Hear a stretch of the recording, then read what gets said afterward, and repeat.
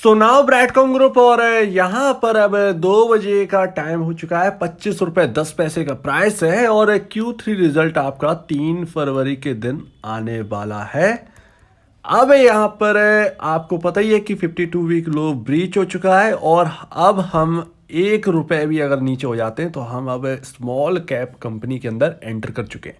यानी कि ब्रैडकॉम ग्रुप अब मिड कैप कंपनी नहीं रही है, अब हो चुकी है वो स्मॉल कैप कंपनी, ऑलमोस्ट हो चुकी है। 25 रुपये 10 पैसे आ चुका है प्राइस।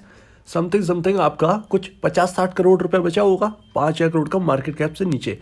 5,000 करोड़ के मार्केट कैप से नीचे जाएगी तो फिर यहाँ पर स्मॉल कैप हो जाएगी, उसमें कुछ ज़्यादा बचा नहीं है टाइम। तो अभी देखिए हम Q3 रिजल्ट के ऊपर बात करेंगे कि Q3 के रिजल्ट कैसे आ सकते हैं और कंपनी का टारगेट क्या था, जो कि हम बहुत पहले हम उसके ऊपर बात कर चुके हैं। जो एक प्रेजेंटेशन भेजी थी उसके अंदर उसमें लिखा था कि इतना इतना करोड़ रुपए का आपका एनुअल बनेगा और हम देखेंगे क्या वो एक्सपेक्टेशन जो उन्होंने रखी थी क्या उससे हम मीट कर पा रहे हैं उसको या नहीं कर पा रहे। क्योंकि Q4 जब आया था उसमें ऑलमोस्ट 50% आपका नेट सेल कम हो गया था। तो यहां पर हम समझेंगे कि Q3 के रिजल्ट कैसे आएंगे और Q4 के रिजल्ट में क्या होगा और कितना लाना होगा उस एक्सपेक्टेशन को मीट करने के लिए, हम समझते हैं। तो देखिए ये आपका क्वार्टरली रिजल्ट्स हैं और मार्जिन में बता दूं, मार्जिन कंपनी ऑलमोस्ट यहां पर 20% से 30% के आसपास ही हमेशा रहते हैं।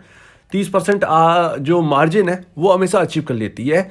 अब हम देखेंगे Q3 के रिजल्ट कैसे होने वाले हैं, जो कि ग्लोबल दिक्कतें जो हम बात कर रहे थे ये काफ़ी इंपॉर्टेंट, मैंने कहा था कि ये काफ़ी इंपॉर्टेंट होने वाला है Q3 का रिजल्ट। और इसमें हमको पता चलेगा मैनेजमेंट की कमेंट्री में कि ग्लोबल दिक्कतों से कितना यहाँ पर इफेक्ट आने वाला है आगे और इस Q3 में क्या हुआ है। तो अगर हम हर क्वार्टर को देखें तो देखिए पहले हमने क्या पता था हमको कि यहाँ पर जो आपके सामने एक प्रेजेंटेशन रखती है ना कि हर क्वार्टर में इतना नेट सेल आनी है, उसको अचीव कर लिया था कंपनी ने, राइट। पहले आपको पता ही होगा हर क्वार्टर में ऑलमोस्ट 100% की नेट सेल में जंप देखने को मिल जाता, 90% जंप देखने को मिल जाता था।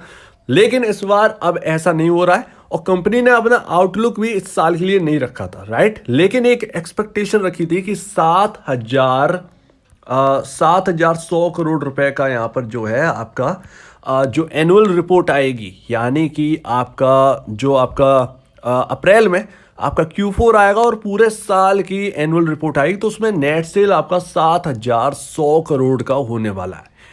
अब हम देखेंगे अभी तक कितना हो गया, 3,150 करोड़ की नेट सेल कर चुकी है कंपनी Q1 Q2 में। सो अभी एक देखें आंकड़ा तो बहुत बड़ा आंकड़ा अभी बाकी है और एक कंपनी जो है वो ग्रो कितना कर रही है पर क्वार्टर अगर हम बात करेंगे तो ऑलमोस्ट हम देखेंगे कि 1480 करोड़ की नेट सेल थी Q1 में और उसके बाद Q2 में 1683 करोड़ रुपए की नेट सेल थी। लमसम यहाँ पर आप मान के चलिए कि 17% के आसपास जंप हमको देखने को मिला था क्वार्टर और इस बार भी एक्सपेक्टेशन यही है। मतलब मैं सिर्फ क्वार्टर ऑन क्वार्टर की बात करूं, ईयर ऑन ईयर क्वार्टर की बात नहीं कर रहा। सबसे पहले ये ध्यान रखिएगा क्वार्टर ऑन क्वार्टर दर 17% की दिखाई है। इस बार Q3 में उम्मीद है कि 17% के आसपास दिखा दे। 17% का मतलब लमसम आप ये मान के चलिए 1900 करोड़ से 2,000 करोड़ के बीच में रहने वाली है ये नेट सेल। और ये अगर ये एक्सपेक्टेशन है हम लोग की 1900 करोड़ से 2000 करोड़ के बीच में आना नेट सेल ज़रूरी है।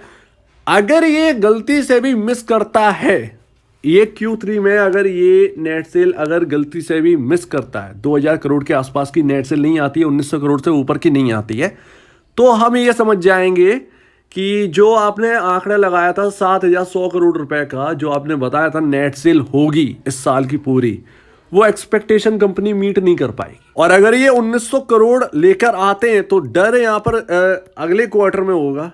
अगले क्वार्टर में क्या होगा, ये आपका माफ कीजिएगा ये रहा ये आपका लमसम आपका बैठेगा, तो माफ कीजिए यहाँ नहीं ये रहा, माफ कीजिएगा ये आपका 2022 मार्च 1240 करोड़ की ऑलमोस्ट क्वार्टर दर क्वार्टर यहाँ पर जो है 50% गिर गई थी। और इसका मतलब क्या था, कंपनी ने बताया था कि ये स्लो क्वार्टर होता है लेकिन पिछली बार आउटलुक को मीट करेगा था। अगर ये Q4 में ये कंपनी आने वाले Q4 में आपका जो मार्च अप्रैल में होगा, अगर ऐसा ही 50% का डिस्काउंट दिखाती है नेट सेल में, ये आपको अगर आपको ये गिरावट देखने को मिलती है, तो फिर 7,100 करोड़ का आंकड़ा तो छू ही नहीं पाएंगे बिल्कुल भी। तो ये एक चैलेंज है, 7,100 करोड़। अगर इस बार 1900 मान लेते हैं 1940 करोड़ की नेट सेल, 1940 करोड़ की नेट सेल आती है, 1940 करोड़ की, तो नेक्स्ट टाइम भी इनको 1940 करोड़ से ऊपर की ही चाहिए होगी। अदरवाइज ये 7,100 करोड़ का आंकड़ा बिल्कुल भी टच नहीं कर पाएंगे। इवन यहाँ पर जो है Q3 से यहाँ पर जो है थोड़ा सा डर भी लग रहा है कि ये एक्सपेक्टेशन को मीट कर पाएगा या नहीं कर पाएगा, ये सबसे बड़ी बात है। तो ये आपका Q3 बहुत इंपॉर्टेंट रहेगा। उसके बाद अगर ये Q3 अच्छा आ गया तो हम समझेंगे, और मैनेजमेंट की कमेंट्री को हम समझेंगे कि क्या कह रही है मैनेजमेंट, आगे Q4 में कोई प्रॉब्लम तो नहीं है। या स्लो तो हमें पता ही है कि ये क्वार्टर यहाँ पर स्लो होना ही है, जैसा आईटी में होता है वैसे ही यहाँ पर होगा, बट कितना होने वाला है ये है। लेकिन ये चैलेंज रहेगा 7,100 करोड़ का, ये चैलेंज रहने वाला। तो ये रहने वाली है आपका भाई एक्सपेक्टेशन हम लोग का यही है कि Q3 में 1900 से 2,000 करोड़ की नेट सेल यहाँ पर करके दिखाए कंपनी। अदरवाइज अगर इस क्वार्टर में मिस हो गया तो नेक्स्ट क्वार्टर तो बचना है ही नहीं, किसी भी पैरामीटर पे आप देख लिए बिल्कुल भी नहीं बचना है Q4 में, और ये एक्सपेक्टेशन को मीट नहीं कर पाएंगे। ये रही पूरी आपके सामने रिपोर्ट। 1940 ले आए तो बहुत बड़ी बात है। हालांकि यहाँ पर जो है आपका ईयर ऑन ईयर जो बेसिस पर होगा वो बहुत अच्छा होगा। अगर आप देखेंगे तो उसमें आपको 17% नहीं, एक्चुअल में आपको दिखेगी ज़्यादा परसेंटेज में दिखेगा। बट अब देखना यही है कि Q3 कैसा आता है, क्या हमारे अनुमान के मुताबिक आता है और क्या ये एक्सपेक्टेशन को मीट कर पाते हैं या नहीं। प्रॉफिट का सिनेरियो भी वही है। प्रॉफिट की अगर हम बात करें 320 करोड़ की प्रॉफिट करके दिखाया था Q2 में, और Q1 में आपका करके दिखाया है 277 करोड़ का। और अगर आप देखें क्वार्टर ऑन क्वार्टर तो ये आराम से यहाँ पर जो है आपको समथिंग इसमें भी 17% के आसपास का आपको जंप देखने को मिल जाएगा। मतलब कंपनी जो ग्रो कर रही है वो अभी इस वक्त जो है क्वार्टर दर क्वार्टर वो 17% 18% के आसपास से ग्रो कर रही है। और ये एक अच्छी बात है, ये हमारे लिए एक अच्छा है कि भैया 18% की दर से यहाँ पर ग्रो कर रही है, तो ये अच्छी बात है। मार्जिन स्टेबल है, बहुत सही है। बस हमको यही देखना है कि मार्जिन ना गिरे और यहाँ पर जो है आपका नेट सेल कैसा रहता है, तो ये देखना जरूरी है।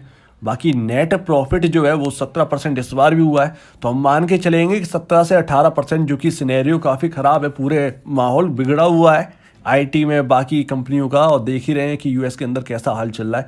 लेकिन यूएस के अंदर दिक्कत इन्फ्लेशन की है, बट यहाँ पर जो है फाइनेंशियल वैसी प्रॉब्लम नहीं है कि आप कहें कि एक मजबूती खो दी हो वहाँ की कंपनी ने, ऐसा कुछ भी नहीं है। वहाँ प्रॉफिट जो है ना वो ठीक ठाक कर रहे हैं भाई, अच्छी तरीके से ग्रो कर रहे हैं। तो देखना यही है कि Q3 कैसा रहता है। बाकी 17% तो हम लेके चलेंगे ही, 17% प्रॉफिट में जंप। 17% के हिसाब से यही हो गया आपका समथिंग 354 करोड़ 360 करोड़ के आसपास का नेट सेल। तो माफ़ कीजिएगा, नेट प्रॉफिट 354 करोड़ से 360 करोड़ के आसपास की प्रॉफिट का अनुमान है इस क्वार्टर में। तो Q3 में देखेंगे क्या ये ऐसे नंबर्स आते हैं या नहीं आते हैं। तो नंबर्स आप नोट कर लीजिए। नेट सेल यहाँ पर जो है आपकी 1950 करोड़ के आसपास का लेके चलिए, 2000 करोड़ से 1900 करोड़ के बीच में हम मान के चलते हैं 1950 करोड़ की नेट सेल। और नेट प्रॉफिट आपका 350 से 360 करोड़ के बीच में, जो कि 17 से 18% की ग्रोथ यहाँ पर जो है ना वो दिखाएगा। तो इस हिसाब से हम देखेंगे क्या रहता है क्या नहीं रहता है। बहुत ही इंतज़ार रहेगा इनके रिजल्ट्स का। उम्मीद है आपके सामने पूरी बात है, आप समझेंगे इसको। हम देखते हैं, नज़र रख। तो ये रहा Q1 का, माफ़ कीजिएगा Q3 का आउटलुक, और अब हम इसका इंतजार करेंगे। सो अगर आपको इस वीडियो में कोई प्रॉब्लम, कुछ पूछें, कुछ बताएं, कुछ कहना है तो प्लीज़ कमेंट सेक्शन में कहिएगा। और अब दीजिए मुझे वीडियो देखने के लिए बहुत बहुत धन्यवाद दोस्तों।